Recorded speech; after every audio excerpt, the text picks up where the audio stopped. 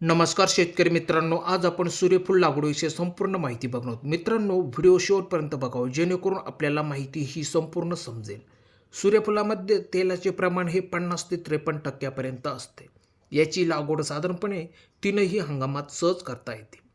सुरुवातीला या पिकाला थोडीशी थंडी आणि नंतर फुलोऱ्याच्या अवस्थेत असताना उष्णतेची गरज असते. त्यासाठी जमीन ही मध्यम ते भारी पाण्याचा चांगला निचरा होणारी असावी.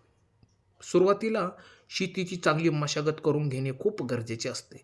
त्यानंतर शेतामध्ये भरपूर प्रमाणात शेणखत टाकावे. त्यानंतर लागवडीसाठी हेक्टरी सुमारे 8 ते 10 किलो बियाणे या ठिकाणी तुम्ही सहज वापरू शकता. साधारणपणे 2 ओळींतील अंतर 2 फूट ठेवून रोपांतील अंतर हे अर्धा फूट ठेवणे खूप गरजेचे असते. इतर पिकांच्या तुलनेत सूर्यफूल शेतीला पाणी हे कमी म्हणजेच 10 ते 15 दिवसांनी दिले तरी चालते. त्याचबरोबर सूर्यफूल शेतीला इतर पिकांनी एवढे रोग येत नाहीत. त्यानंतर खत व्यवस्थापनात तुम्ही NPK, सल्फर यांचा सहज वापर करू शकता. हे पीक काढणीस सुमारे 120 दिवस लागतात. प्रति एकर 20 क्विंटलपर्यंत उत्पादन निघते. याला भाव साधारणपणे 6,000 रुपये क्विंटलपर्यंत असतो. त्यामुळे ही सूर्यफूल शेती कमी खर्चात मोठा फायदा करून देणारी शेती असते. बरेच शेतकरी हे पीक सहज करू शकतात.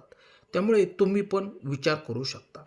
मित्रांनो, कसा वाटला व्हिडिओ आवडल्यास असेच शेतीविषयक नवनवीन व्हिडिओ बघण्यासाठी आमच्या शेतकरी मित्र चॅनलला जर सबस्क्राईब केलेले नसेल तर व्हिडिओ आवडला तर लाईक, शेअर, कमेंट्स करा.